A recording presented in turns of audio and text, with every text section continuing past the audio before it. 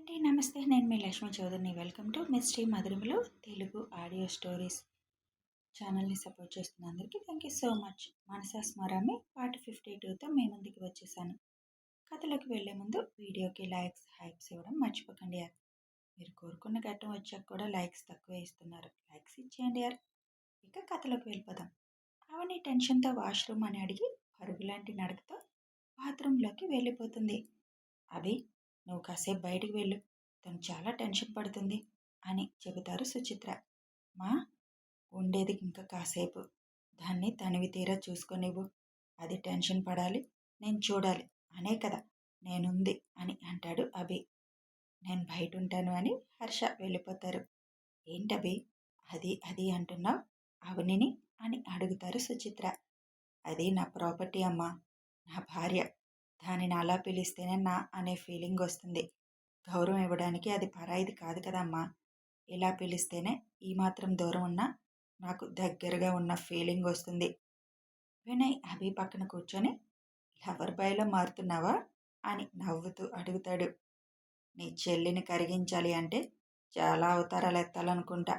అసలు నన్ను ఎదురుగా పెట్టుకొని కూడా ఎలా అలా బండరాయిలో నుంచుంది చూడు అని అంటాడు అభి. అది నిజమే అని అంటాడు వినయ్. అవని వాష్రూమ్లోకి వెళ్ళి, అవని కూల్ కూల్, నువ్వు టెన్షన్ పడి నువ్వే బయటపడేలా ఉన్నావు అని చైన్ ఒకసారి మళ్ళీ చెక్ చేసుకుంటుంది. అమ్మయ్యా, పిన్స్ పెట్టడం వల్ల బయటికి రాలేదు. లేకపోతే ఆ రౌడీలు నన్ను పట్టుకున్నప్పుడు నేను విడిపించుకోవడానికి చేసిన ప్రయత్నంలో బయటకు వచ్చేది. అభి సార్ చూసేవారు. ఇప్పుడు ప్రాబ్లం లేదు. ఎంత తొందరగా వీలైతే అంత తొందరగా ఇక్కడి నుంచి బయటపడాలి. లేకపోతే అభి సార్ని చూస్తూ నన్ను నేను కంట్రోల్ చేసుకోలేను. అప్పుడు ఇప్పుడు కూడా మీరే సేవ్ చేశారు సార్. మనస్ఫూర్తిగా మీకు థ్యాంక్స్ కూడా చెప్పలేకపోతున్నా అని అనుకుంటూ మొహం కడుక్కుంటుంది. నీ కోళ్ళు అక్కడే ఉండేటట్టుంది టెన్షన్తో, పిలువమ్మా అంటాడు అభి. అప్పుడే వాష్రూమ్ డోర్ ఓపెన్ చేసి బయటకు వస్తుంది అవని. మొహం కడుక్కోవడం వల్ల తడిగా ఉన్న మొహంలో అక్కడక్కడ నీటి బిందువులు నిలిచి అప్పుడే అరవిరిసిన తామర పువ్వులా ఉన్న అవని మొహం చూసి, అబ్బా, ఇది ఎలా ఉంటే దానికి దూరంగా ఎలా ఉండాలి? నేను దీన్ని చేయడం కాదు, ఇది నన్ను చేస్తుంది స్వీట్ టార్చర్ అని ముద్దుగా తిట్టుకుంటూ చూస్తున్నాడు అభి. అభి చూపులు వేడిసెగ తగులుతుంటే అభి ముందు నిలబడడం కష్టమవుతుంది అవనికి. అవని ఒళ్ళంతా షివరవుతుంది. సుచిత్ర ఇచ్చిన టవల్ అందుకొని మొహం తుడుచుకొని, ఇంక వాళ్ళు తినకపోతే ఒప్పుకోరని చేతిలోకి ప్లేట్ తీసుకొని ఫాస్ట్గా 4 ముద్దలు తిని, ఇంకా చాలు మేడం అని ఫాస్ట్గా వెళ్ళి హ్యాండ్ వాష్ చేసుకొని వచ్చి బ్యాగ్ తీసుకొని, ఇంక నేను వెళ్తాను మేడం అని అంటుంది. ఇంకెక్కువ తనని ఇబ్బంది పెట్టలేక, సరే పద అని అంటారు సుచిత్ర. మీరెందుకు మేడం, నేను వెళ్ళిపోతాను అని అంటుంది. ఎక్కడ తన ఫ్యామిలీని చూస్తే తెలిసిపోతుందని. టైం ఎంతైంది చూసావా, ఎలా ఒక్కదాని వెళ్తావు? పైగా మా అమ్మ తను తీసుకొచ్చి దింపుతానని మాట ఇచ్చింది. పద, డ్రాప్ చేస్తాం అని అభి లేస్తాడు. ఆ మాటకి టెన్షన్తో అవని గుండె జారి చేతిలోకి వచ్చినట్టు అవుతుంది. పర్లేదు సార్, మీకెందుకు శ్రమ, నేను వెళ్తాను అని అంటుంది. నో మోర్ ఆర్గ్యుమెంట్ అవని, పద వెళ్దాం అని అంటాడు. దేవుడా, ఇప్పుడు వీళ్ళు ఇంటికి వస్తే ఎలా? నిజం తెలుస్తుంది. వద్దంటే వినడం లేదు. పైగా సార్ అన్నట్లు ఈ టైంలో ఒక్కదాన్ని ఎలా వెళ్తాను? దేవుడా, నీకు నిజంగా నా మీద దయలేదయ్యా, ఇలా ఇరికించావేంటి అని ఏడుపు మొహం పెట్టుకొని బయటకు వస్తుంది. ధను గారికి హర్ష గారికి చెప్పి స్టార్ట్ అవుతారు. అభి డ్రైవ్ సీట్లో కూర్చుంటే, అవని డ్రాప్ చేశాక నన్ను కూడా మా ఇంట్లో పడేరా అని వినయ్ కారెక్కితే, అవని వాళ్ళ అమ్మకి ఇచ్చిన మాట కోసం సుచిత్ర గారు అవనితో పాటు కారులో కూర్చున్నారు. కారు స్టార్ట్ చేసి అవని అడ్రస్ అడుగుతాడు అభి. చెప్పగానే అటువైపు కారు పరుగులు పెట్టిస్తాడు. అవనికి గుండె టెన్షన్తో ఆగిపోతుందేమో అన్నంత దారుణంగా ఉంది పరిస్థితి. గోర్లు కొరుక్కుంటూ ఇప్పుడు ఎలా అని ఆలోచిస్తున్న చెల్లిని చూసి అభి పెదాలపై స్మైల్ వస్తుంది. ఒరేయ్, టెన్షన్తో ఎలా అయిపోతుంది చూడు నా చెల్లి, మరి ఒక్కరోజే ఇంత భయపెట్టాలా అని చిన్నగా అభికి వినిపించేలా అభి చెవి దగ్గరకు వచ్చి అడుగుతాడు వినయ్. నువ్వు నోరు మూసుకొని కూర్చోకపోతే నిన్ను ముంబై బ్రాంచ్కి కొన్ని రోజులు పంపించాల్సి వస్తుంది అని అంటాడు అభి. వద్దులే అని సైలెంట్గా కూర్చుంటాడు వినయ్. అవని గోర్లు కొరుక్కోవడం చూసి, అవని ఎందుకంత టెన్షన్ పడుతున్నావు? అమ్మ వాళ్ళు లేట్ అయిందని ఏమన్నా అంటారు అని భయపడుతున్నావా అని అడుగుతారు సుచిత్ర. ఆహా, అదేం లేదు మేడం అని చేతులు నలుపుకుంటూ కూర్చుంటుంది. ఇల్లు దగ్గర పడుతున్న కొద్దీ అవనికి టెన్షన్తో గుండె కొట్టుకోవడం 100 దాటుతుంటే ఒళ్ళంతా చెమటలు పడుతున్నాయి. ఏం చేయాలి అనుకున్న టైంలో అవనికి వాళ్ళ అమ్మ దగ్గర నుంచి ఫోన్ వస్తుంది. అప్పటికి అప్పుడు బుర్రవాడుతుంది అవని. ఫోన్ లిఫ్ట్ చేసి, అమ్మా, మన ఇంటికి దగ్గరలో ఉన్నాం. మా సార్ వాళ్ళ అమ్మగారు నాతో వస్తున్నారు. నీకు మాట ఇచ్చారంట కదా, ఇంటికి వచ్చి మరీ దింపుతామని. అంత పెద్దవాళ్ళు ఈ టైంలో నా కోసం రావడమే గ్రేట్. మళ్ళీ పై వరకు రావడం ఎందుకమ్మా? ఇప్పటికే చాలా టైం అయింది కదా, మీరు కిందకి రావడం పద్ధతి. మీరు కిందకి వచ్చేయండి అని చెబుతుంది. ఆవిడ మాట్లాడుతుందంతా విన్న సుచిత్ర, పర్లేదు, నా కోడలికి తెలివి ఎక్కువే అని అనుకుంటుంటే, దీనికి ఇలాంటి అతి తెలివితేటలు బాగానే ఉన్నాయి అని తిట్టుకుంటూ ఉంటాడు అభి. వినయ్ మాత్రం అవని తెలివికి నోరెళ్ళబెట్టి చూస్తూ ఉంటాడు. పార్వతి సరే అనడంతో ఫోన్ కట్ చేసి అప్పటి వరకు ఉన్న టెన్షన్ తగ్గి కొంచెం రిలాక్స్గా ఊపిరి పీల్చుకుంది అవని. ఇదంతా అద్దంలో చూస్తున్న అభి, ఎందుకే అంత టెన్షన్? ఒక్క మాట చెప్తే నీకు ఈ కంగారు, ఇలా అబద్ధాలు చెప్పే పని ఉండదు కదా అని అనుకుంటాడు. ఇప్పుడు కూడా పాపం అంటావా అన్నట్టు వినయ్ వైపు చూస్తాడు అభి. వామ్మో, నీ ట్రీట్మెంట్నే కరెక్ట్, లేదంటే నువ్వు ముసలివాడివైనా తను బయటపడేలా లేదు అని అంటాడు వినయ్ చిన్నగా.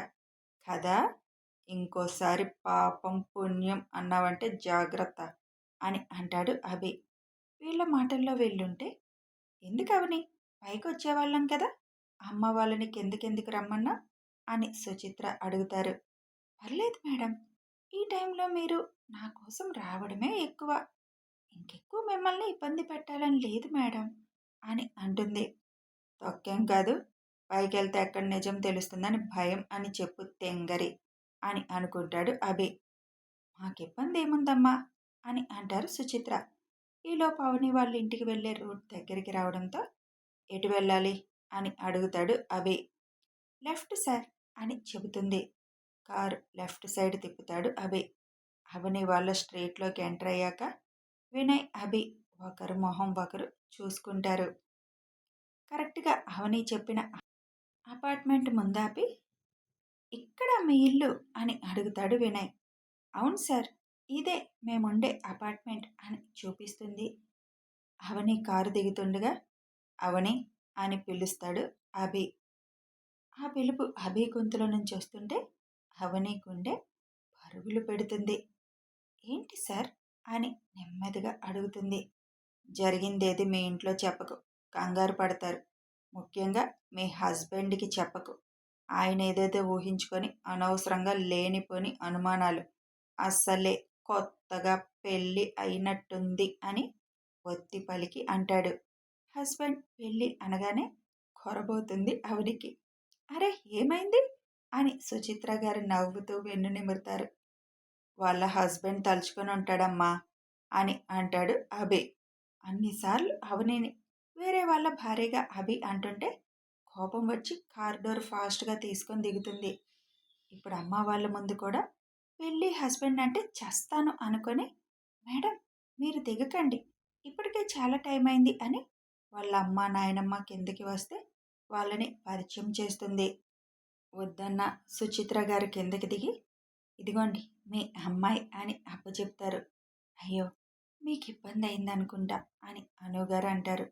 ఇబ్బంది ఏముందండి, ఆడపిల్లని అలా ఎలా వదిలేస్తాను అని అంటారు సుచిత్ర. సరే మేడం, సార్ వెయిట్ చేస్తున్నారు, మీరు వెళ్ళండి అని అంటుంది అవని. అవని, ఇక్కడ దాకా వచ్చిన వాళ్ళని రోడ్డు మీద నుండే పంపించడం ఏం బాగుంటుంది, ఒకసారి ఇంటికి తీసుకువెళ్దాం అంటారు అను. అది కాదు నాని అని అవని అంటుంటే అవనిని ఇంకా టెన్షన్ పెట్టలేక, పర్లేదండి, మాకు కూడా లేట్ అయింది, ఈసారి ఎప్పుడైనా పగలొస్తాం, తెలిసింది కదా ఇల్లు అని చెబుతారు సుచిత్ర. అలాగే అమ్మా అని అంటారు అను గారు. సరే అవని, ఇంక మేము వెళ్ళొస్తాం అని సుచిత్ర కారెక్కుతారు. థ్యాంక్ యూ మేడం అని మనస్ఫూర్తిగా చెబుతుంది. సుచిత్ర నవ్వుతూ నాకు కాదు చెప్పాల్సింది అని అంటారు. ఆవిడెందుకన్నారో, ఎవరికి చెప్పమన్నారో తెలుసు. చెప్పాలి కూడా. అభి సార్ లేకపోతే ఈ పాటికి తను ఏ పరిస్థితిలో ఎక్కడుండేదో తలుచుకుంటే ఒళ్ళు జలధరిస్తుంది. అందుకే అభి ఉన్న వైపు వెళ్ళింది అవని. అభి గ్లాస్ డోర్ దించుతాడు అవనిని చూసి. Thank you so much sir for everything అని చెబుతుంది. ఒక్క క్షణం ఇద్దరి చూపులు కలుసుకుంటాయి. ఇట్స్ ఓకే, చెప్పింది గుర్తుంది కదా, నీ స్కూటీ ఆఫీస్లో పెట్టించాం, మీ హస్బెండ్కి ఇవేమీ చెప్పకు అని అనగానే కోపంగా ఫేస్ పెట్టి అక్కడి నుంచి పక్కకొచ్చేస్తుంది అవని. అభి నవ్వుకుంటూ కార్ స్టార్ట్ చేస్తాడు. వెళ్ళొస్తామండి అని సుచిత్ర చెప్పగానే అభి కారు ముందుకు పోనిస్తాడు. రేపు ఆదివారం అవని కనిపించదని ఆలోచన రాగానే అద్దంలో నుంచి స్ట్రీట్ లైట్లో మసగగా కనిపిస్తున్న అవని మోము చూస్తూ ఆ స్ట్రీట్ దాటుతాడు. అవని కారు కనుమరుగయ్యే వరకు అక్కడే ఉండి అప్పుడు తల్లిని నానమ్మని తీసుకొని పైకి వెళ్తుంది. స్ట్రీట్ దాటగానే ఇక్కడికి ఒకసారి వచ్చామా ఆంటీ, హాస్పిటల్లో ఒక అమ్మాయిని ఫాలో అవుతూ ఆ ఎదురు అపార్ట్మెంట్కి అని చెబుతాడు వినయ్. టైం ఇప్పటికొచ్చింది మనకి తెలియడానికి అని అంటూ, అభి మీ ఆవిడికి చాలా తెలివితేటలున్నాయి అని అంటారు సుచిత్ర. పనికి మాలిన తెలివితేటలమ్మా, పనికొచ్చేవి కాదని అంటాడు అభి. నువ్వు హస్బెండ్ అనగానే తన మొహం చూడాలి. నాకు అస్సలు నవ్వాగలేదు. ఇంకో 2 సార్లు అంటే నిన్ను కొట్టినా కొడుతుంది అని నవ్వుతూ అంటారు సుచిత్ర. అప్పుడు కూడా బయటపడదమ్మా. మా ఆయనకి అనుమానం అంటే నాకు కోపం వస్తుంది, ఆయనకు అనుమానం లేదు అని తప్పించుకుంటుంది తప్ప నువ్వే నా మొగుడివనే మాట దాని నోటి నుండి రాదమ్మా అని అంటాడు అభి. బాగా ఆత్మాభిమానం మొండితనం ఉన్న పిల్ల, ఎలా చెప్పిస్తావో తన చేత అని అంటారు సుచిత్ర. వీడేం తక్కువ కాదులే ఆంటీ, తను మొండైతే వీడు జగమొండి, ఎలా అయినా చెప్పిస్తాడు అని అంటాడు వినయ్. వినయ్ ఇల్లు రావడంతో కారు దిగుతుంటే, రేయ్ సోమవారం నేను ఆఫీస్కి వచ్చేసరికి మేడం నా పియ్యేగా నా కోసం ఎదురు చూడాలి అని చెప్పి కారు స్టార్ట్ చేసి వెళ్ళిపోతాడు. అవని, వాళ్ళు చాలా మంచి వాళ్ళలాగా ఉన్నారు కదా, అస్సలు డబ్బుంది గొప్పవాళ్ళమనే గర్వం లేదు కదా అని అంటారు అవని పక్కన పడుకున్న అను. అవును నాని, చాలా మంచివాళ్ళు అని అంటుంది అవని. మరి అలాగే నా మనవడి ఫ్యామిలీ కూడా ఉంటుందేమో, ఒక్కసారి ఆలోచించు అని అవని సీరియస్గా చూడడంతో అటు తిరిగిపోతారు అనుగారు. అసలే అభి హస్బెండ్ అనడం గుర్తుకొచ్చి, నా హస్బెండ్ మీరే, మిమ్మల్ని మీరే అనుకుంటున్నారు, హస్బెండ్ అంట హస్బెండ్ అని అభి మీద కోపమంతా చైన్ మీద చూపిస్తూ పీకుతోంది. ఎక్కువ పేకకు తెగుతుంది అని అంటారు అను. నాని అని గట్టిగా అరుస్తుంది. అబ్బా ఏంటే అంత గట్టిగా అరిచావు అని భుజం మీద చరుచుకుంటూ ఇటు తిరుగుతారు. తెగుతుంది అంటావేంటి అని కోపంగా అడుగుతుంది. చైన్ని అలా అనక ఇంకేమంటారు, అదేదో పెరిగింది అనేదో అంటారు కదా, అలా అనొచ్చు కదా, అది తాలిబొట్టు గురించి అంటారు, చైన్ల గురించి కాదు అని అంటారు అను. నా దృష్టిలో ఇదే నా తాలి అని చెప్పాను కదా, నేను చెప్పాను కదా అది తాలి కాదు ఓన్లీ చైన్ అని. ఆ అబ్బాయి ఎవరో చెప్పు, అప్పుడు ఒప్పుకుంటాం అది చైన్ కాదు తాలి అని. చాలా టైం అయింది పడుకో అని అనుగారు పడుకుంటారు.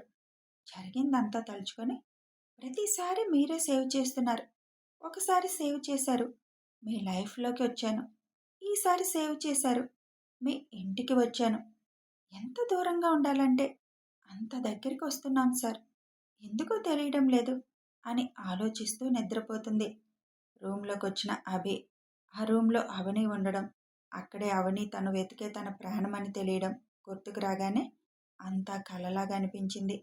ఆ రూమ్ అంతా అవని ప్రెజెన్స్ ఉన్నట్టు అనిపించి అవని పడుకున్న ప్లేస్లో పడుకుంటాడు.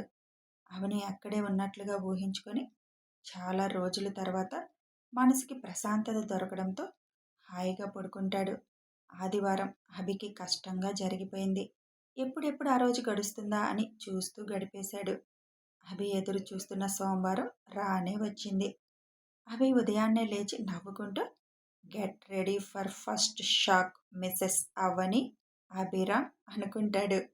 ఆఫీస్లోకి అడుగుపెట్టిన అవనికి వినయ్ పిలిచి చెప్పిన విషయం విని షాక్తో కళ్ళు పెద్దవి చేసి చూస్తుంది.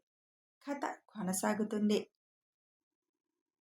ఇక అవనికి స్వీట్ టార్చర్ మొదలవబోతుంది. అలాగే రొమాంటిక్ జర్నీ ఇద్దరి మధ్య ఎలా ఉంటుందో తెలియాలి అంటే కథని ఫాలో అయిపోండి. చదవడానికి వినడానికి రెడీ అయిపోండి. వీడియో నచ్చితే లైక్ చేయండి, షేర్ చేయండి, కామెంట్ చేయండి, సబ్స్క్రైబ్ చేసుకోండి. Thanks for watching.